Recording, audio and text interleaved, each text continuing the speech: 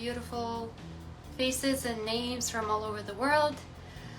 I am Rita Sabler, the Education Director of Urban Sketchers, and this week, today, this hour, we're continuing to get to know and fall in love with our wonderful USK instructors. Today I have two fantastic guests once again joining us. They will be sharing their favorite tools. They will be sharing some tips for you. They will hopefully getting you excited about the symposium in New Zealand, but also if you can't join us, you can get to see them. You can ask them any questions while we're live. They will be doing a short demo. So without further ado, I'm happy to invite Rob Sketcherman from Hong Kong. We are just connecting to Rob, so stay tuned. Connecting, and yes, we're connected. Hello, hello, Urban Sketchers around the world. Hi, So Rob. good to see you. It's 3 a.m. GMT, so there's some very hardworking people who are up with us today. So awesome! Yay! Hi. It's been a long, long time. How's everybody doing? Hi, Rita. It's been a long time. How's it? It is going good. Yes, I have to say I love yellow on yellow. This is already getting me in the mood for I don't know, for sunshine. Well, Hopefully there will be some I sunshine. suppose it's quite appropriate. I am in Southern California, in Los Angeles right now. So Golden State, Golden Wall, Golden Jacket. I was trying to, set a theme. Set the theme. So Rob, tell us what you'll be sharing in Oakland and how we can get to know your work. We'd love to see some examples of your work. Well, thank you. Yeah. Thank you. It's lovely to have the chance to chat a little bit and give some people an idea of what I will be sharing in Auckland. And for those of you who are not going, I have a little tip for you as well. If you're Procreate fans, you draw it on your iPad. For those of you who may not be aware, I will be. Oh, we still have. Okay. We still have this flip imaging. We're still in the flip world. Yes, that hasn't been solved. I forgot about that. Well, okay, let's fix it real Rob quick. had to turn around all. Yes, fix in a second. Wow. So You're so quick with this. I'm going to show people. That is. Sorry, I'm going to show you all how to, if you're going to be in Auckland, how to create paintings that pop. A little drama in your Procreate paintings for those of you who use your iPad. Because what I found is there are so many sketchers out there now who straddle the analog and the digital world. So they got one foot in traditional media. They're playing around with their iPads. So many people have iPads, and they're playing around with Procreate, which is an amazing piece of software. So I thought in the past, I used to do workshops teaching people how to use Procreate, like setting up from scratch. And now most people already know that. So we're pushing it a little bit. So you can finally move on past setting up the canvas size. Right. That's really nice, because I want to show people, give them an idea how they can actually use Procreate and do a lot of stuff on the go. Wow! Yeah, look this at is this. Where is this sketch from? Is this is in your homeland? This was done in Hong Kong. It was at a little fishing village. Yes. And I've got a particular process that I use. So for those of you who will be in Auckland, I'll be going through like, how do you set up your brushes? What brushes should you use? How do you set up your colors? Because it can be kind of overwhelming, just like with traditional media. Like, you've got all your tools ready and your paints ready, and then you go and see the scene and like, oh, where do I start? Yeah. Where do I start? And what is the name of what is the title of your workshop? The title of the workshop is Create Paintings That Pop in Procreate. So if you've got any questions, pop that in the comments. Maybe we'll try and answer that as well. Yes, if you have any questions that pop, please comment right now while Rob is Yes, well, still I'm live. still live, so just a few pieces to show you as well. And this particular piece was done in Yosemite a few years ago, but it's very relevant to the tip that I would like to share with you all. Because if you look real close at the effects that you can get, one of the reasons that I love Procreate is the sheer number of brushes that you get. You get over 200 pre-installed in the app, and you won't paint. It's It is. overwhelming. Just It choosing is. one, you can spend an That is hour. very Yes. true. So, what I'd like to share with you today is the best brush to start with, because what I found is it's like a rabbit hole. Everybody gets Procreate, they open up the brushes, and they're like that, try, and after a little while, like, I don't know what I did with one brush. So, one of the things I suggest is get to know the brushes and pick your favorites and get to know those tools really well. Very familiar because you do that in traditional media as well. So, shall we jump into the demo? Yes. Yes, Okay. let's do it. And if you're just joining us right now, I just want to remind you that this is Rob, who's from Hong Kong. He's currently in LA, just for a few more days or weeks. And then he will be teaching a workshop on how to create paintings that pop in Procreate.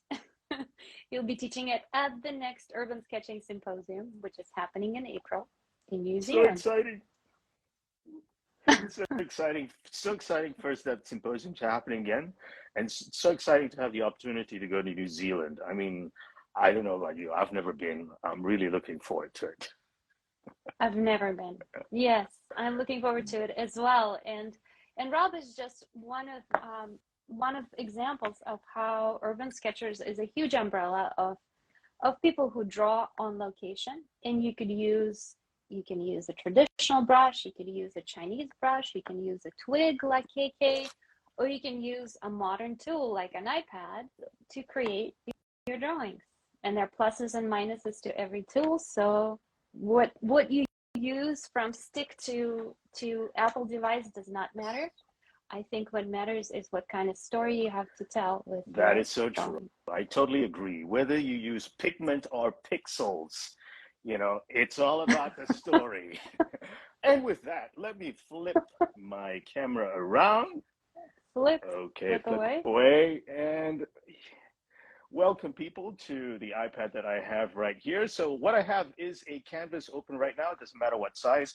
What I wanted to show you is the tool that I highly suggest that you use, the brush that I most highly recommend in the entire set that you get with Procreate. So we're in the brush library right now, and under the sketching category, I highly recommend that everybody start with the 6B pencil, because it's from 6B pencil in the sketching category. On the left is sketching, on the right is 6B pencil. Yes. So for those of you who don't know, you can start your own custom set by pulling this down, tap the little plus, and then you've got a new set here. So I'm just going to type new, and then you can go to whatever tool that comes pre-installed in Procreate, and you can just tap and hold it. Tap it, tap and hold till it floats.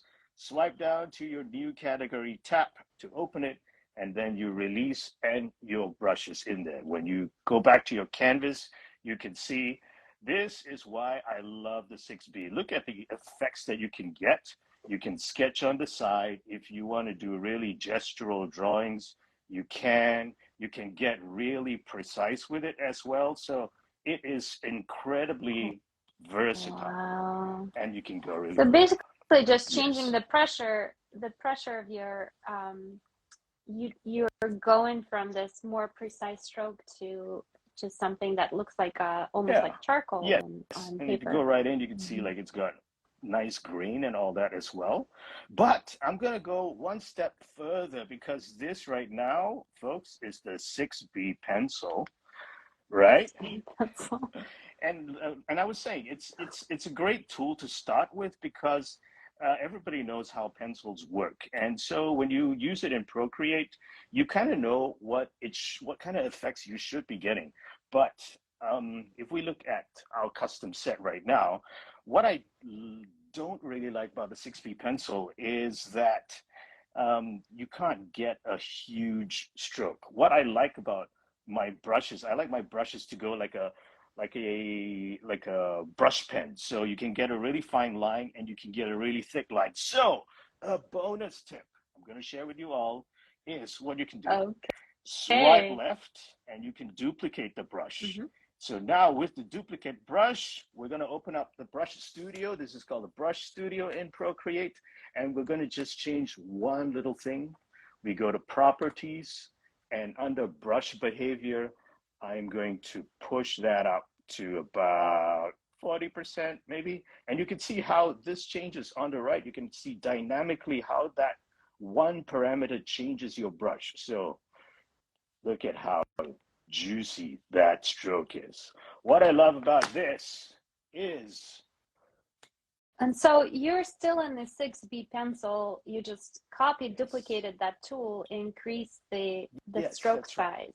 So you haven't changed I any tool. I'm You're just just modifying modifying one. the tool, and what I'm changing is the maximum size. So it's the maximum size that you can get. You can still get a really fine line, but when you press it, whoa, it Oh, behaves like oh a yeah. brush pen almost. And then what I love about that is you can work on a really large canvas and you can still get really, look at how, like the same thing, you know? But now if we're going a little bit deeper, look at how much variation you can get in the stroke, and that makes it a whole lot more fun. So you can get all these Yeah. lovely juicy lines, and you never have to sharpen your pencil. That is the most awesome part of all. You never lose that. So okay, I'm gonna flip my camera around now. Flip my camera around. So what I like about it is your pencil is always in that sweet spot. You know how when you sharpen a pencil and then it's not too sharp, it's not too blunt, and it's just whoa, it feels so good. It always happens when you get your brush adjusted right in Procreate, and that is one of my favorite things about working digitally.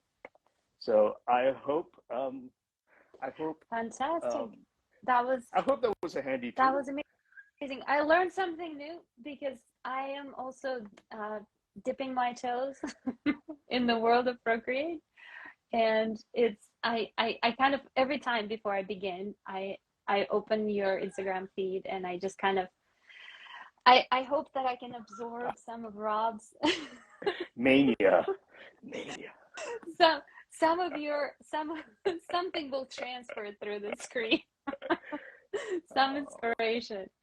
So now's a good time to type in your questions. If you have any for Rob, we have him just for a few more minutes Type in, and and while we're he'll waiting for answer. that, I'll just show you a few sketches, like stuff you can do, Please stuff that you can do. do. And I actually have a question. I have a Sure. question myself first. So you keep showing. I wanted to know. So usually when most sketchers start with a line and then they Mm-hmm. add color, do you? How do you begin? Do you begin with outlines? Do you begin with color, or do you begin with kind of the structure, the bones of your That's of an your drawing? excellent question, and my answer is it depends. I tend to be a very Okay. linear person, so my favorite is to go line first. But there are times Mm-hmm. when I'll go color shape first, just to mix things up and try a different perspective. So in my workshop, I'll be actually talking everyone through two possibilities. How do you go line first? And I like going line first if I don't know how much time I'm going to have, because you get the bones Yes. down, and then like my wife says, "Time to Yes. go. It's lunchtime," and I can close my iPad, Same right? here. So it's the same with Yeah, digital or yeah, analog, right? yes, You start with what's important, yeah, with what kind of gets the point across, yeah. and then if you have time, you can add That's little bells and that's whistles. absolutely right. Yes, That's one of the approaches I did to do this. So I did some of the lines first, but with all the trees, I went color first. So I will show you all who come to Auckland. I'll show you the process. We'll talk you through it. We'll give you some options. I'll show you how to best use layers so that you have the option, like you have an idea if you're going to work really quickly, how would you do that? And if you have a little more time to flesh something out, some things that you can try. So anybody here on feed right now who's going to be in Auckland is taking my workshop, just do like a high five kind of thing. Do a little, make me feel a little better, please. Yeah. I saw a little question pop up there. What is your favorite set of brushes? That was something I saw that really quickly as well. And it's a tough question to answer because that changes all the time. Just like those of you who've got traditional tools, you know, one day you like the Fude pen, one day you like a little something else, it's a brush pen. So I'd say it depends on what I'm doing. There are some brushes that I've purchased, some digital brushes. Another thing that's so awesome about buying Procreate brushes is they're so cheap. For $25. And they don't require any maintenance, right? You don't have to clean them. That is so awesome. I am so lazy. I have Fude pens actually, and they're like clogged with ink. I don't know what to do with them anymore, and that's one reason why I go digital. I don't have to clean anything, nor do I have to store much. So, not trying to convince anybody, but if you're lazy like me, then that's one way to go. I just saw John Clancy asking, do you take a photo and paint it later? I only do that. Well, I always take a photo on location so that I have a memory of what this particular scene looks like. And also, you've seen lots of urban sketchers who will paint it and then they'll hold it up so that you can see that it was done on location. You can kind of compare. So I will take photos for that purpose. The other thing is sometimes you just run out of time or the weather changes, just like for traditional media as well. And you're like, I don't have enough time. The lights change, and I just want to do a little touch up, you know, back when the light was nicer. Or you come back. So yes to both. Yes. Sometimes I take photos, sometimes. Oh, Rob, it's so nice to see you. I have memories of our USK Talks times together. I think we have time for one more question. I just saw a question. I think was it a Maurizio who's asking whether I use a screen protector and whether that helps the drawing process. I do. Oh yeah. I do. Yeah, that's a good one. I use Paperlike. I've tested so many. I use the original Paperlike. And I also want to encourage people to do that because it's a small company and they went through so much. I actually met the proprietor. I met the guy who invented it. And he went through so much R&D, testing it. And then there are people who try and knock him off and call it paper feel and paper something. Get the original paper. It's so worth it. And yes, it does improve the drawing experience. It cuts down the glare and it gives you a more tactile feel. So I definitely prefer that and I highly recommend it. Absolutely. Well, we're going to call in. I so wish we had, I missed Talks, and I so wish we had more time with Rob. Come chat. Rob, stick around for just a few minutes so that we say hello to Eleanor. I'm looking forward to that. And Eleanor, yes. Eleanor will be joining us as well in New Zealand. And right now, she's in Seattle. We're all in the time zone. I can't believe that. It's so cool. Yeah. West Coast. Representing. West Coast representing. Awesome. Eleanor, it was so cool to follow your travels. You've been to some really fascinating places in the last couple of months or so. And the stories, it's all about the stories, and that's what it's all about with you. It's very cool. Plus, I love the colors. So true. Oh my gosh, thank you. Yeah, I wish I could get Procreate, but I'm a PC person, and it's only available in iOS. PC person. I have a question for both of you while we have this brief moment of intersection.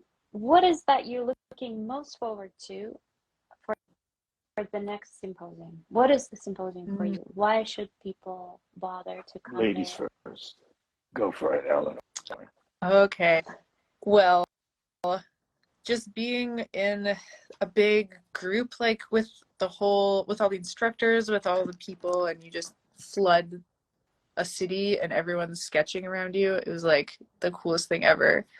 Back in Amsterdam, and also New Zealand just looks like so beautiful. Like, I can't believe it. Every time I like look at Street View somewhere, it's like, this is just some random road and it looks like paradise. So I'm really excited for the opportunity to explore it. Yeah. I so agree. For me, the symposium, after I've been to every single one since Singapore in 2015, and it is the community of sketchers coming together. It is walking down the street and seeing people drawing and feeling, I'm a part of this tribe. I'm a part of this international group of people, of crazy people who love looking. You know, I love the fact that we love everything we see, and we're so absorbed by that. That is, and everybody understands it. So you have a drink with somebody, like, what did you draw? What do you find interesting? You know, that is an immediate connection. And the fact that we all draw it, I think it also changes the cities that we go to, because for hundreds of people, thousands of people, as they walk by and they see this phenomenon, you can't help but be moved. I think that this crazy bunch of people is coming to your country, to your city, and they're appreciating things that you might see every single day, but them drawing it makes you look at it anew. And I hope that more people are going to catch this bug. This is the virus to catch around the world, the drawing bug. So I look forward to spreading it everywhere, and I'm looking forward to everybody catching it with us, and for all of us to hang out. You know, it's just a hanging out and sharing sketchbooks and sharing stories, and I mean, that sort of thing. Absolutely, that's the virus to catch. I love this. It should be our new tagline. Don't tell Auckland. But I totally feel all that. Yeah. Well, Rob, thank you so much. We're gonna give the spotlight now to Eleanor, and Eleanor, thank you. Thank you. Thank you so much. So good to share the screen for a little while, and see you. I'll see you all in Auckland. See ya. See you soon. So, Eleanor, tell me about your workshop. Hard act to follow, Rob. But I'll do my best. You can do it for many people. So tell us a little bit about your workshop. What is the title, and what are you hoping to share with the sketchers who will join it? Oh yeah. So this is a workshop about drawing with calligraphy pens. The title is "It's Hip to Be Square." It's boldly hip sketching to be square. Did you get the reference? I don't know if people got that, but I get the reference. Okay. Yeah, I think you get it. That's the most. So calligraphy pens. I'm talking about these kind of pens. They have a square nib. So if you hold it this way, it's really skinny. If you hold it this way, it's a little fatter. And I use these to get like really bold spot black areas, and they just have like an amazing flow. You might have also seen Fude pens are pretty popular. That's another variation of them. Just anything where you can get a really wide variety of lines is what I'm super excited about. And basically, these markers. You just flip it, or you press differently. Yeah, Yes. I've seen those. I haven't had a chance to play with them a lot because I assume they're for people who mostly do calligraphy, right? Yeah, You can draw them. They're not marketed to us, but I've been using these for like 10 years and they're really great. You can reload them with any ink. They don't clog. Like all my fountain pens are clogged, but these are not. Okay. Yeah, so my part of what my workshop is about is just teaching people the right way to hold the pen so you get like a nice line quality. So this is like one line you can get a nice bold line. This one you can Oh do wow. like, yeah, do it on the corner. You get like a light thing, kind of thing here. So it's just a lot of possibilities. And you get to fill up a lot of paper really fast. Yes, if you get, especially with that fat line, you can fill in a lot of. Can you give us kind of an example of a drawing that you've made with just one pen or with one of the calligraphy pens that you like? Yeah, I have some right here. So I made this yesterday. I just put a reel up of kind of some of the process on it. So I like using the thicker edge, like in the foregrounds, you get these nice black areas that really draw your eye to them. And then it kind of fades out into the back here. So I'm going to paint this later. And then I did this one today on a little hike. And you can just like really scribble out all these little tree shapes. Yes. And like And really, so this is really all done delicate lines. with one of the pens you just showed us, just by flipping the. Yep. That's with this, the 1.5 millimeter parallel pen. That's the smallest one. Another cool thing we're gonna do in this workshop is modify these. So you can take some sandpaper in a certain way and round one of the edges off. So then you get even more lines out of just one pen. So this one's a little dried up. But yeah. So you also kind of, in addition to having all those different tips, you also modify them just to kind of get a variety of different strokes. Yeah. That's fantastic. There's so much like potential in just one pen, so you don't have to carry as many things or worry about as much being filled with ink. They're so versatile. It's beautiful. And Eleanor, it has a time lapse that I will be playing just as soon as we're say goodbye to her, so that we can kind of get a sense of a drawing coming together. It's a very short one. I have a couple more drawings here with the calligraphy pen that I also added watercolor to. In the workshop, we're just going to do like a very minimal watercolor edition. So it's really about like making a very graphic drawing and just highlighting little bits of it. And you sometimes just do a simple wash of one tone, and it already adds so much atmosphere. It's almost kind of magical how you can do so little or so much with just one wash. I try to have the lines really carry the weight of it. So again, with the graphic edition of paint, it's just like a little splash, just a nice moment. Yeah. Let's see some of the color in action. All right, this is with a parallel pen here. Another thing I love about this pen is that the line is not like super technical and perfect. You get these little bumps that really have a lot of personality and texture. This is where's the scene that is this in Mexico? No, this is in Seattle. In Seattle. The old cool part of Seattle.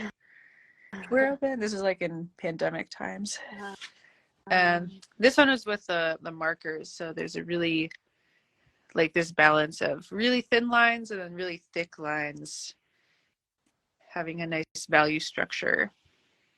Beautiful. And then one more in Brooklyn. just having this like really thick line really popping out amongst all of the thinner lines back here. So how do you pick your subjects? I'm kind of also curious about that because you do a lot of living in the Northwest. We're fairly close to each other. We're kind of looking at similar things. Mm-hmm.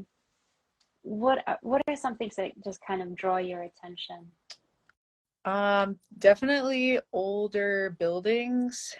Lately I've been drawing a lot of stuff that's like closing or in danger of closing to just remember things and keep them alive in my sketchbook when they're gone, because I'm sure it's the same in Portland. There's so much development of old buildings. They just get like, just today this isn't like a treasured Seattle building, but the old Burger King near where I live, when we left it was there, and then when we came back it was gone.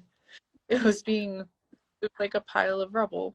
So it just changes so fast. And we all know that when you're sketching something, you're really connected to it. You're really taking and being there. Yeah. And you were just in were you in Mexico City? Yeah. Capturing some scenes there. So when you're in a different place like that, what is your choice of subjects changes? Yeah. Definitely still architecture, but I like really idyllic cafe scenes, and it just feels like I feel so happy when I see people like having coffee and talking on the street, and the weather's perfect in Mexico City. I guess I try to capture like the feeling that I get by looking at those places. Yay. It's nice to draw in Mexico in February. More challenging. Yeah, perfect sketching weather there, almost year round. Mm-hmm. So we'll take some questions if you have any for Eleanor. And is there anything else you wanted to share with us? Anything who can't come to your workshop? A quick tip. My pro tip is to choose an area in your sketch and fill it in with your darkest value, which is usually your line color. So we're going to assume it's black. So this is called spot blacks, and they really add this nice punch to a drawing. And if you have a focal area, it's going to be your area of highest contrast. If you add a lot of black next to a lot of white, then the viewer's eye is going to go right there. Right there. All right, there we have it. Make sure you get those values, make the contrast to get the viewer into your focal area. And I had what kind of ink do you use in the parallel pens? One good thing about these is that they can take the platinum carbon ink, which is waterproof and like just really solid black. So that's my current favorite. I also like to use the De Atramentis document inks because they're waterproof. They're a little more watery. Those look so old-timey. Yeah. Yeah, never update your ink bottle design. Anybody. Yeah. We're traveling to the 19th century with your ink bottles. Somebody also asked just for you to repeat the name of the pen that you showed us. My favorite, the Pilot Parallel Pen. Parallel pen because it's two plates of ink that are parallel, or plates of metal as a nib.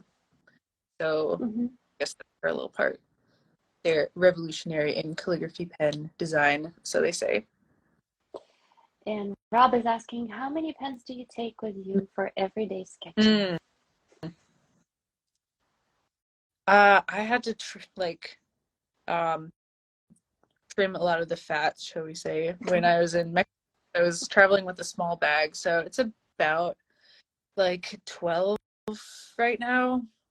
That's pretty good for me because before it was this thing. Oh, okay. Yeah. Plus watercolors, right? Or watercolors are inside of the pouch. This situation. That was my mixed media frenzy of last year. But I go through like maximalist and then minimalist moods. This is a Yes. mood. Just unpack lines.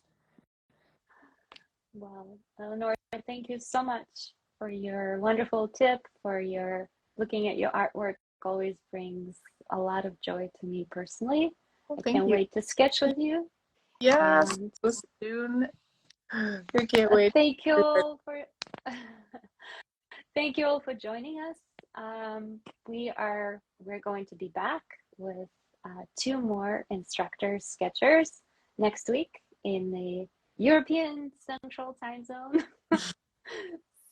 So just before we go, and after we say goodbye to Eleanor, I'm gonna play one of her at work doing her magic with pens. The magic of the parallel pen.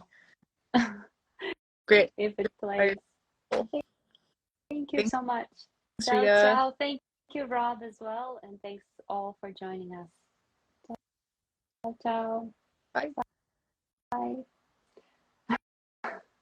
Well, here we go. Enjoy, and see you next week.